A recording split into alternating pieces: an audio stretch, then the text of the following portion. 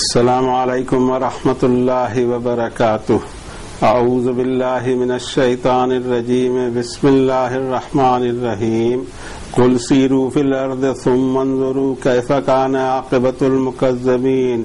قل لمن ما فی السماوات والارض قل للہ کتب علی نفسہ الرحمہ لَيَجْمَعَنَّكُمْ إِلَى يَوْمِ الْقِيَامَةِ لَا رَيْبَ فِيهِ الَّذِينَ خَسِرُوا أَنفُسَهُمْ فَهُمْ لَا يُؤْمِنُونَ وَلَهُ مَا سَكَنَ فِي اللَّيْلِ وَالنَّهَارِ وَهُوَ السَّمِيعُ الْعَلِيمُ. قُلْ غَيْرَ اللَّهِ أَتَّخِذُ وَلِيًّا فَاطِرَ السَّمَاوَاتِ وَالْأَرْضِ وَهُوَ يُطْعِمُ وَلَا يُطْعَمُ. قل انی امرت ان اکون اول من اسلم ولا تکونن من المشرکین. قل انی اخاف ان عصیت ربی عذاب یوم عظیم. من یصرف عنہ یومئذ فقد رحمہ وذلک الفوز المبین. من یمسسک اللہ بضر فلا کاشف له الا هو من یمسسک بخیر فهو علی کل شیء قدیر وهو القاہر فوق عباده وهو الحکیم الخبیر. قل ای شیء اکبر شہادہ. قل اللہ شہید بینی وبینکم واوحی الی ھذا القرآن لانذرکم بہ ومن بلغ ائنکم لتشہدون ان مع اللہ آلہۃ اخری قل لا اشہد. قل انما هو الہ واحد واننی بریء مما تشرکون. الذین آتیناہم الکتاب یعرفونہ کما یعرفون ابناءہم الذین خسروا انفسہم فہم لا یؤمنون.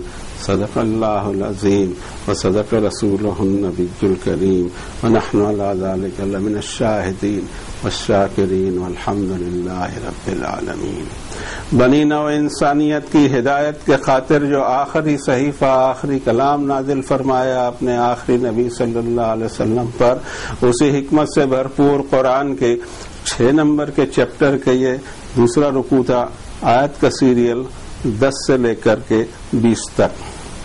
اب ہم نے جو دوریاں قرآن شریف کی عرشی عربی سے پیدا کر کے رکھی ہے، اب ہمارے پاس اس کے علاوہ علاج نہیں بنتا کہ کوئی ایک شخص کا ترجمہ سنا جائے یا پڑھا جائے، حالانکہ وہ قرآن نہیں ہوا کرتا، قرآن شریف کا ترجمہ ہوتا ہے. بہرحال ہم اپنے الفاظ میں کہ ان آیات بینات کی تلاوت کے بعد ایک انسانی ذہن پر جو اثرات آتے ہیں اس کو اپنی زبان میں پیش کرنے کی کوشش کرتے ہیں. اللہ تعالیٰ اسے قبول فرمائے اور ہماری مدد بھی فرمائے. اے نبی صلی اللہ علیہ وسلم، اس انسانیت سے کہیے کہ کیا تم نے زمین میں سیر نہیں کی اور تم نظر اٹھا کے دیکھ نہ سکے کہ حقائق کو جھٹلانے والوں کا انجام کیا ہوا. اے نبی صلی اللہ علیہ وسلم، سوال کیجئے کہ آسمانوں اور زمین کا یہ سب دھن کس کا ہے؟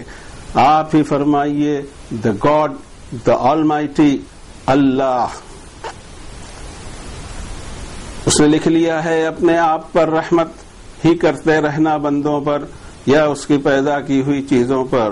ضرور وہ تمہیں قیامت کے دن اکٹھا کر لے گا. اس قیامت کے آنے میں اور اکٹھا ہونے میں کوئی شک نہیں. وہ لوگ جنہیں اپنے آپ کو اٹر لاس میں، نقصان میں ڈالنا ہو، وہی ان حقائق کو نہیں مانیں گے.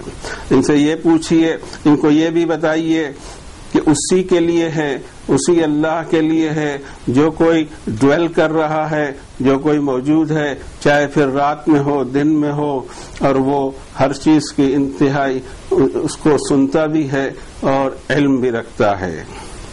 ان سے پوچھیں کہ کیا میں اللہ کے سوا کسی اور کو اپنا پروٹیکٹر، اپنا ولی بنا لوں، اپنا کارساز بنا لوں؟ حالانکہ وہ تو آسمانوں اور زمین کا ڈیزائنر ہے، اوپنر ہے وہ اس کا، اور ہر مخلوق کو اس کی ضرورت کی وائٹل چیزیں سپلائی کرتے رہتا ہے. اس کو کسی چیز کی کوئی ضرورت نہیں. آپ یہ بھی فرمائیے کہ مجھے یہ حکم دیا گیا ہے کہ سب سے پہلے میں سبمٹ ہو جاؤں اور کبھی مشرکانہ حرکت میں نہ رہوں. آپ ان سے یہ بھی فرمائیے کہ خود مجھے یہ اندیشہ لگا ہوا ہے کہ اگر میں نے میرے رب کی نافرمانی کی تو اس بڑے دن کے عذاب میں دھر لیا جاؤں گا، اور جس سے اس دن وہ عذاب ہٹا لیا گیا تو انڈیڈ اس پر اللہ نے رحم فرمایا، اور اصل اور زبردست کامیابی تو یہ ہوا کرتی ہے. اور اگر آپ کو اللہ تعالیٰ کسی نقصان پریشانی میں ڈالنا چاہے تو اس کو کوئی ہٹانے والا بھی نہیں، اور اگر وہ آپ کے ساتھ ساتھ کوئی خیر کا معاملہ فرمانا چاہے تو وہ ہر چیز پر قدرت رکھتا ہے، اور وہی پوری طاقت اور پورے جلال کے ساتھ اپنے بندوں پر قائم ہے، اور اس کو انتہائی حکمت والا، انتہائی خبر رکھنے والا۔ آپ ان سے پوچھیں کہ کس چیز کی گواہی سب سے بڑی ہو سکتی ہے، پھر آپ ہی فرمائیں کہ اللہ وہی گواہ میرے اور تمہارے درمیان ہے، اور میری طرف یہ قرآن ریویل کیا گیا، نازل کیا گیا کہ میں اس کے ذریعے تم کو وارننگ دوں، اور اس قرآن کے ذریعے یہ وارننگ ہر اس شخص تک پہنچے جس تک قرآن پہنچے۔ کیا تم اس بات پر اصرار کرتے ہو کہ اللہ کے سوا کوئی اور بھی معبود ہے؟ آپ فرمائیے اس طرح کی گواہی میں کبھی نہیں دے سکتا۔ آپ فرمائیے کہ دراصل حقیقت یہ ہے کہ ایک الہ واحد ہی ہے، اور میں تمہارے تمام شرک سے بری الذمہ ہوں۔ وہ لوگ جن کو ہم نے الکتاب دی ہے، آسمانی کتاب دی ہے، وہ اس کتاب کو اور اس نبی کو ایسے ہی پہچانتے ہیں جیسے اپنے بیٹوں کو پہچانتے ہیں، مگر جن لوگوں کو اپنے آپ کو ہی داؤ پہ لگانا ہے وہی ان حقائق کو نہیں مانیں گے۔ ہم نے کوشش کی تھی کہ آیات بینات کو اپنی زبان میں اس کے مفہوم اور معنی ادا کرنے کی کوشش کریں۔ اب جو اس میں ہمیں اسباق ملتے ہیں، درس ملتے ہیں، ہم کو چاہیے کہ ہم اس کو ڈسکور کریں اور آپس میں شیئر کریں۔ اس سے پہلے بھی عرض کیا گیا اور بارہا قرآن شریف میں ایک پرٹیکولر پوائنٹ آتا ہے کہ قل سیروا فی الارض، زمین میں سیر کر کے دیکھو۔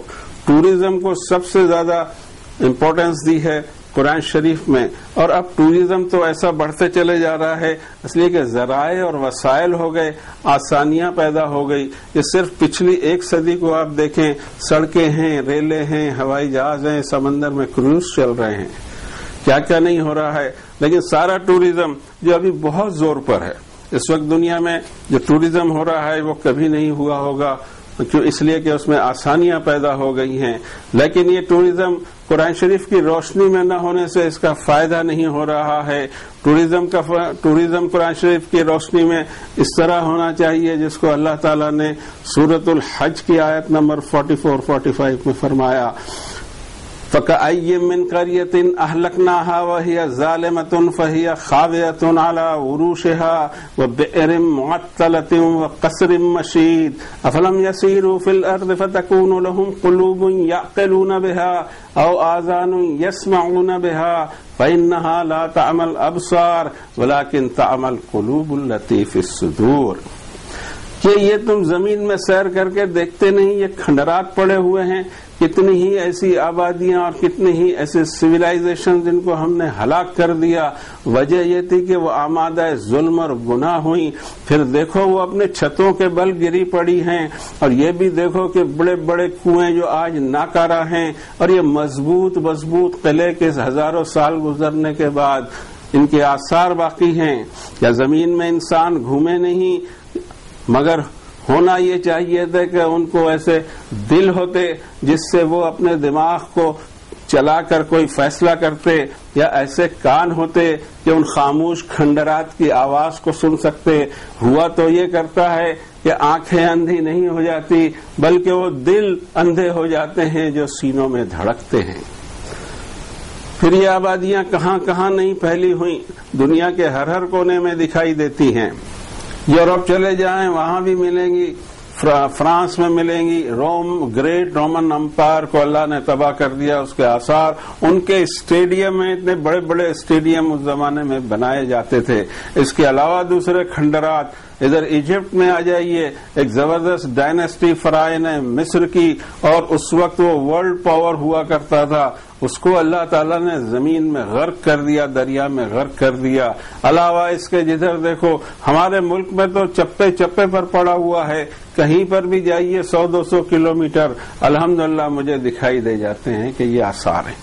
ان آثار میں جو چیزیں گنائی اللہ تعالیٰ نے، بئر معطلہ، ویسے بڑے بڑے کنویں جو اب کسی یوز کے نہیں رہے کیونکہ آبادی نہیں رہی، اور عمارتیں موجود ہیں، کھنڈرات موجود ہیں، اور ان کے آرٹ بھی موجود ہیں کہ زمین کو کیسے کیسے انہوں نے تراشا کس کس طرح کی تصویریں بنائی، زیادہ تر اس میں فحش تصویریں، یہ پہاڑوں کو چیر چیر کر انہوں نے بنایا، پہاڑ سے پلٹ کر دیکھیے تو آبادی کا نام اور نشان نہیں ہے، اجاڑ کے رکھ دیا اللہ تعالیٰ نے ایسے کتنے لوگوں کو۔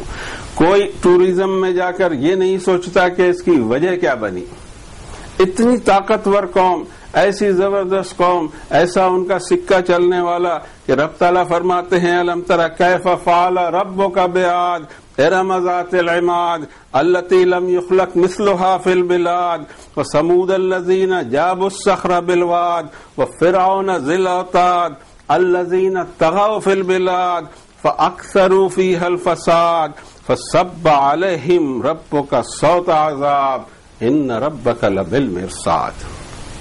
یہ دیکھتے نہیں ہو تم کہ کیا اللہ تعالیٰ نے عاد کی قوم کا حال بنایا، اور وہ ارم ذات العماد والے بڑے بڑے ستونوں والے کہ ان کے جیسی اور کوئی شاید دوسری مخلوق اللہ نے پیدا نہ کی ہو، اور سمود کہ جنہوں نے پہاڑوں کو تراش تراش کر وادیوں کی شکل دے دی، اور فرعون جس کے کھوٹے زمین میں گڑے ہوئے تھے۔ ان کا معاملہ یہ تھا کہ زمین میں انہوں نے سرکشی کی اور اس زمین کو ڈسٹربنس اور فساد سے بھر دیا، ظلم سے بھر دیا، اور پھر آپ کے رب کے عذاب کا کوڑا ان پر چلا۔ آپ کے رب نے ان کو مہلت ہی دی تھی کہ اس پوائنٹ تک پہنچیں گے تو عذاب میں گرفتار ہوں گے۔ اب سوال یہ پیدا ہوتا ہے ایک انسان کے ذہن میں کہ کیا یہ انہیں عقلیں نہیں تھی؟ عقل تھی، دل تھے، صحیح استعمال نہیں۔ آج ہم کو کون سی کم عقل ہے؟ ہم چاند پر پہنچ رہے ہیں، مریخ پہ پہنچ رہے ہیں، ہم کو کوئی کم عقل ہے؟ لیکن ایک ہی معاملے میں جا کے ہماری بات اٹک گئی ہے کہ ہمارے رب کو نہیں پہچانتے۔ چیزوں کے خواص ہمیں معلوم ہو گئے، چیزوں پر ہم نے قابو حاصل کر لیا، چاند تک پہنچ گئے، پتہ نہیں کہاں کہاں تک جائیں گے، اور چیزوں کو پہچانیں گے، کھوجیں گے، اپنے مالک کو، اپنے پیدا کرنے والے کو کھوج نہیں سکے۔ یہ بڑے افسوس کا مقام۔ دنیا کی کتنی کثیر آبادی ہے، اس طرف کوئی توجہ ہی نہیں دیتا۔ ان قوموں کے بارے میں اللہ تعالیٰ نے فرمایا کہ اتنی زبردست یہ قومیں تھیں، ان کا تذکرہ کیا کہ وہ قارون و فرعون و حامان ولقد جاءہم موسیٰ بالبینات فاستکبروا فی الارض وما كانوا سابقین فکلا اخذنا بذنبہ فمنہم من ارسلنا علیہ حاصبا ومنہم من اخذته الصیحہ ومنہم من خسفنا بہ الارض ومنہم من اغرقنا وما كان اللہ لیظلمہم ولکن كانوا انفسہم یظلمون۔ یہ قارون، یہ فرعون، یہ حامان، یہ کیا گدھے چراتے تھے؟ بہت عقل مند تھے، بڑے دانشور تھے۔ دانشوری ایک جگہ آ کر ختم ہو گئی۔ اللہ تعالیٰ فرماتے ہیں کہ بل ادارک علمہم فی الآخرہ بل ہم فی شک منہا بل ہم منہا امون۔ آخرت کے تعلق سے، فائنل زندگی کے تعلق سے، مرنے کے بعد کی زندگی کے تعلق سے ان کا علم، ان کی ساری ترقی آ کر پنکچر ہو گئی، اس کے آگے نہیں بڑھ سکے۔ آگے کیا ہوگا؟ آگے کیا ہوگا یہ کسی لیبورٹری سے پتہ لگ ہی نہیں سکے گا۔ یہ صرف پتہ لگ سکے گا اللہ رب العالمین کی مختلف دور میں نازل کتابوں اور رسولوں کی تعلیمات میں، اگر وہ اوریجنل آپ کے پاس ہوں، اور اگر اوریجنل نہیں ہے تو آخری کتاب تو اوریجنل شکل میں موجود ہے، ماشاءاللہ جا کے اس میں دیکھ لیجئے کہ آگے کیا ہونا ہے۔ مرنے کے بعد کے کوئی حالات ہمیں معلوم پڑ ہی نہیں سکتے انلیس اینڈ انٹل ہم مرے نہ، لیکن مرنے کے بعد واپس آنے کی کوئی نوبت نہیں ہے۔ اس لیے ضروری ہے کہ ان حالات کا ہمیں ویسا ہی علم ہو جیسے کہ دیگر علوم ہوا کرتے ہیں، کہ we should be very much clear in that particular position. رب تعالیٰ فرماتے ہیں قارون، فرعون اور حامان ان کے پاس موسیٰ بینات لے کر آئے تھے، لیکن زمین میں انہوں نے تکبر مچایا، لیکن وہ کچھ ہم سے سبقت حاصل کرنے کی پوزیشن میں کبھی نہیں رہے۔ پھر ہر ایک کو ہم نے ان کے گناہوں کی پاداش میں پکڑا، بعض قوموں پر، بعض مملکتوں پر، بعض تہذیبوں پر، بعض تمدن پر ہم نے مسلسل آندھیاں چلائی، اور ان میں سے کسی کو ہم نے ایک زبردست بلاسٹ سے ہلاک کر دیا، اور کسی کے ساتھ خود زمین ہی دھنس گئی، اور بہت سے ایسے تھے جنہیں ہم نے غرق کیا۔ اللہ کی کبھی پالیسی ہی نہیں رہی کہ انسانوں پہ ظلم کیا جائے، لیکن یہ انسان ہے کہ خود اپنے آپ پر ظلم کرتے ہیں، ایسے اپنا آپ پر ظالم ہے یہ انسان۔ قرآن شریف کی عجیب ٹرم ہے کہ انسان اپنے آپ پر ظلم کرتا ہے۔ دراصل جو گناہ میں کروں گا اس کا خمیازہ مجھے ہی بھگتنا ہے، چاہے یہاں ہو چاہے وہاں ہو۔ اگر میں نے گناہ کیا ہے تو صحیح پوچھا جائے تو میں نے خود اپنا نقصان کیا ہے۔ نقصان اگر میں دوسرے کا بھی کروں تو ڈائریکٹ انڈائریکٹلی وہ دوسرے کا کہلائے گا، خود میں نے اپنا نقصان کیا کہ مجھے اس ظلم کا پیمنٹ کرنا ہے، چاہے یہاں چاہے وہاں۔ اب یہ سب وما کان اللہ لیظلمہم ولکن کانوا انفسہم یظلمون مثل الذین اتخذوا من دون اللہ اولیاء کمثل العنکبوت۔ اصل بات یہ تھی کہ انہوں نے اللہ کے پروٹیکشن کو، اللہ کو چھوڑ کر، ان کی مثال ایسی ہے کہ جو پروٹیکشن انہوں نے حاصل کیا وہ عنکبوت، وہ تار عنکبوت، وہ مکڑی کا جالا ثابت ہوا۔ ایسے گھروں میں انہوں نے اپنے آپ کا مسکن بنایا۔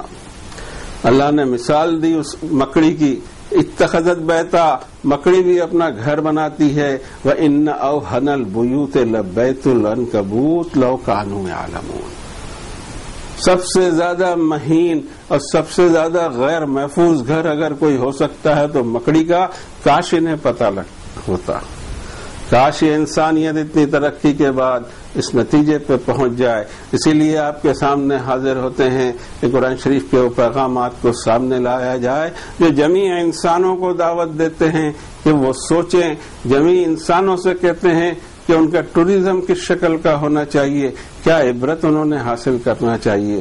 یہ اتنی بڑی تاریخ پڑی ہوئی ہے، اس دنیا میں پتہ نہیں کتنے ہزاروں سالوں سے یہ انسانیت جی رہی ہے، اور یہ مثالیں موجود ہیں۔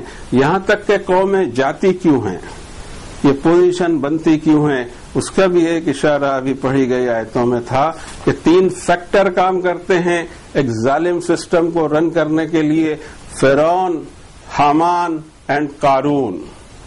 یہ 3 نمائندے بتائے گئے کسی بھی ظالم سسٹم کو کسی ایریا میں چلانے کے لیے 3 فیکٹر کام کرتے ہیں۔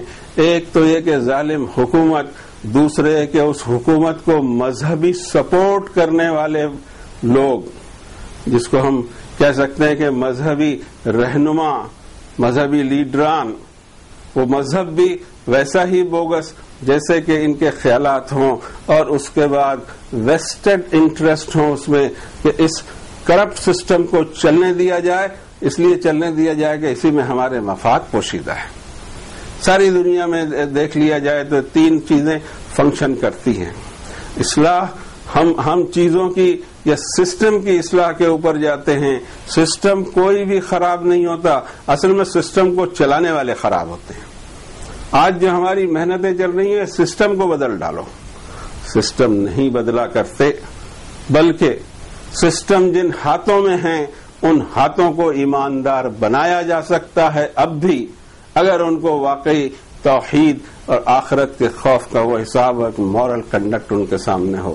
لیکن اتنا کام ہم سے نہیں ہوا، ہم ٹکرائے، ہم چاہے ہم نے سسٹم ہم بدل لیں گے، آج 100-200 سال سے ہم یہ محنت کر رہے ہیں، سسٹم سے بدل سکنے پہ قابو نہیں ہمارا، ہم نہیں بدل پا، خود وہ سسٹم ہم کو اپلائی کرنا پڑا۔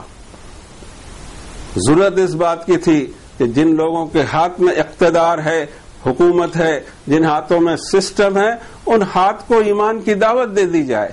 اگر وہ ایمان قبول کر لیتے ہیں تو پھر بچتا کیا ہے ہمارا اور ان کا معاملہ، اور اگر انہوں نے ایمان کو قبول نہیں کیا تو اللہ ان کو بہت طاقتور ہے۔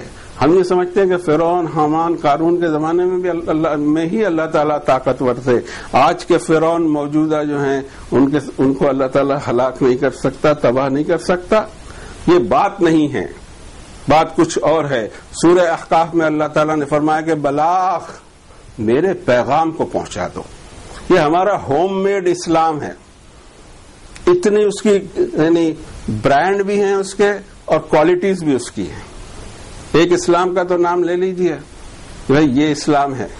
نہیں ہے ہمارے پاس اس وقت کوئی اسلام جس کو ہم کہہ سکیں کہ یہ اسلام ہے. ہر فرقہ اپنے آپ کے اسلام کو صحیح بتاتا ہے، دوسرے کے اسلام کو غلط بتاتا ہے. سنی اسلام ہے، شیعہ اسلام ہے، بریلوی اسلام ہے، دیوبندی اسلام ہے، کیا نہیں. میرا خیال ہے کہ 1500 کی لسٹ گنا دی جائے. یہ کہاں چلنے والے ہیں؟ اس کے ساتھ اللہ کا کوئی وعدہ کبھی نہیں رہا. حالانکہ اللہ کا وعدہ ایک چیز پر ہے کہ بلاغ، میرا پیغام تم پہنچا دو. فَهَلْ يُهْلِكُ إِلَّا الْقَوْمُ الْفَاسِقُونَ، فاسق قوم کو کیا میں ہلاک نہیں کر سکتا؟ آپ صرف اور صرف اللہ تعالیٰ کے پیغام کو نیٹ اینڈ کلین، اپنی تفسیریں ہٹا کر، اپنے خیالات ہٹا کر اور اپنے سیکٹ سے ہٹ کر بات کو پہنچا دے اللہ کے کلام کو. انشاءاللہ وہی اثر ہوگا جو دور موسیٰ میں ہوا یا دور ابراہیم میں ہوا یا کسی بھی دور میں ہوا. یہ ہمارا ہوم میڈ اسلام چلنا نہیں ہے. اور یہ کہ ٹکرا جانے کی جو ہماری کیفیت ہے وہ ٹکرا ہی رہے ہم 200 سال سے. ہوا کیا؟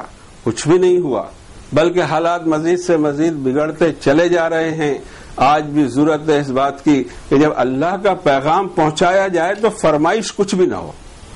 ہماری ساتھ میں فرمائش بھی چلتی ہے، ہمارے حقوق ہونا چاہیے، ہم پہ ظلم بند ہونا چاہیے، ہم پہ یہ ہونا چاہیے، ہم پہ وہ ہونا چاہیے. اس کی ضرورت نہیں ہے. یہ ساری فیکٹر سب خود بخود سدھر جائیں گے اگرچہ کلام پہنچا دیا جائے.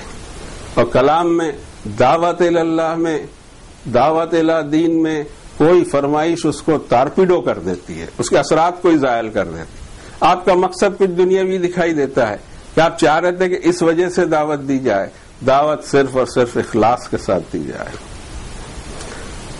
آگے فرمایا اللہ نے قُل لِمَن مَّا فِی السَّمَاوَاتِ وَالْأَرْضِ، ذرا سوچو تو صحیح کہ یہ سب آسمان اور زمین، اس کا پورا دھن دولت خزانہ، اس کو فنا کرنا، اس کو بنانا کس کا ہے یہ سب؟ اور اس کے بعد میں آپ کہیے کہ اللہ کا. کبھی کبھی ایسے بھی بعض لوگوں کو حیرت ہوتی ہے کہ سوال بھی خود کرو، جواب بھی خود دو.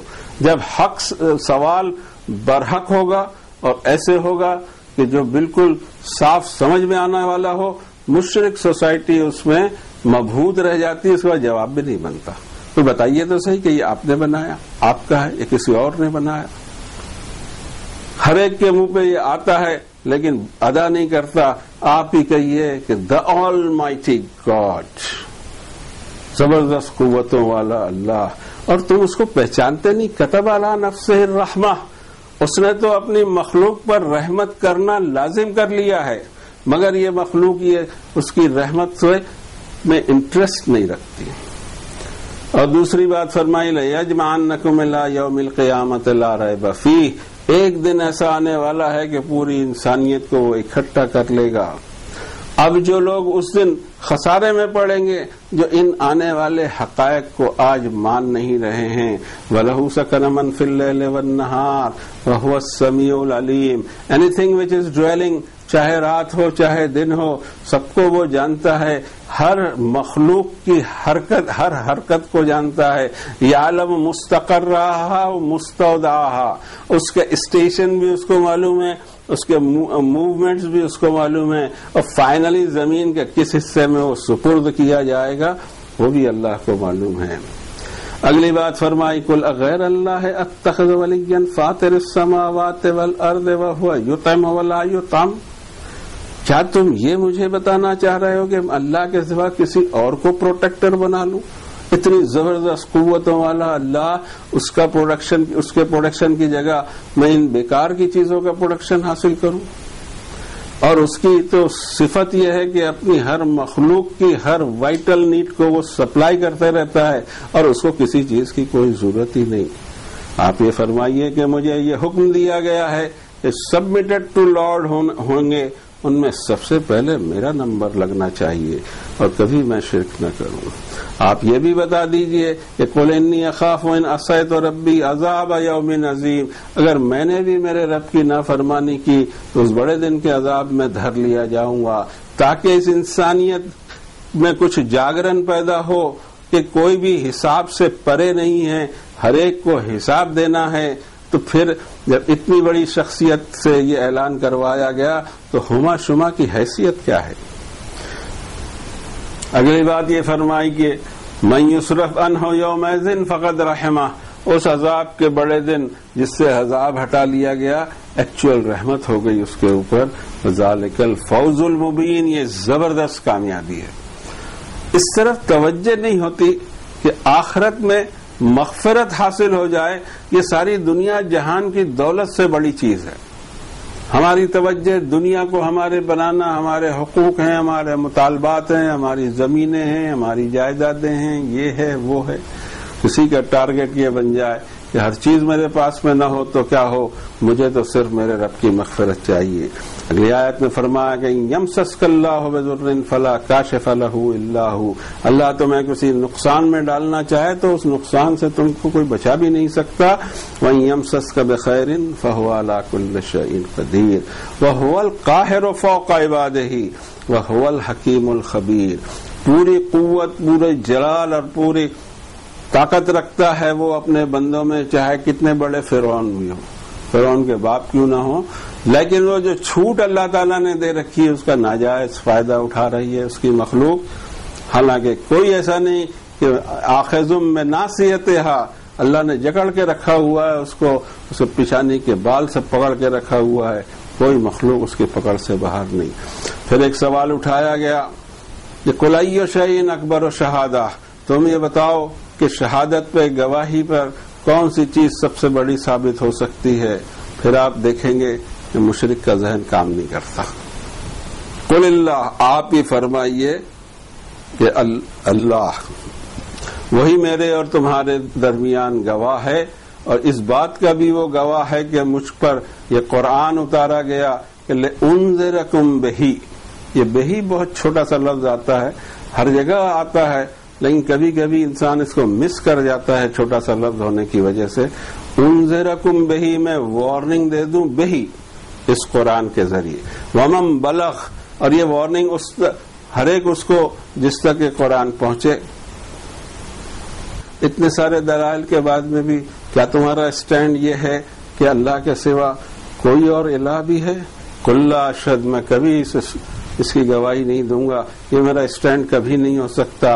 آپ یہ فرمائیے کہ انما هو الہ واحد واننی بریء مما تشرکون، در حقیقت الہ، ڈیٹی، گاڈ وہ ایک ہی ہے، اور میں جو تم یہ سب شرک میں ملوث ہو اس سے میں بالکل فری ہوں، بریء الذمہ ہوں۔ الذین آتیناہم الکتاب یعرفونہ کما یعرفون ابناءہم الذین خسروا انفسہم فہم لا یؤمنون، جن لوگوں کو ہم نے الکتاب دی ہے، ریویلیشن دیا ہے، وہ اس کو بھی ایسے ہی پہچانتے ہیں جیسے اپنے بیٹوں کو۔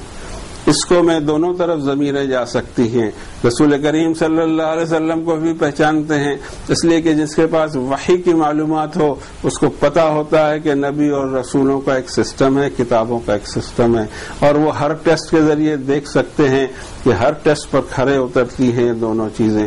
وہ ایسے ہی پہچانتے ہیں جیسے اپنے بیٹوں کو پہچانتے ہیں، مگر جنہیں اپنے آپ کو لاس میں ڈالنا ہے وہی ان حقائق کو نہیں مانیں گے۔ اسی پر آج کی بات پوری ہوتی ہے، وقت بھی ہمارا پورا ہوتا ہے۔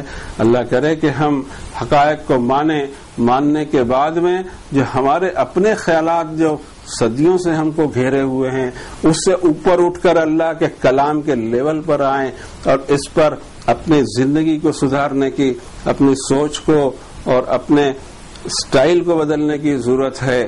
اس بات کی ضرورت ہے کہ ہماری سوچ قرآن شریف والی سوچ ہو، ہمارا ایمان قرآن سے آیا ہوا ایمان ہو، اور پھر اس قرآن کی طرف ہم دنیا کو بلائیں، اور ہمارے پروگرام اور ہمارے کمنٹریز کو چھوڑ کر بات کریں کہ یہ تمہارے رب نے تمہارے لیے پیغام پہنچایا ہے، بھیجا ہے، اتارا ہے، جو میرے پاس ہے، میرے گھر میں موجود ہے، میں آپ تک پیش کرتا ہوں۔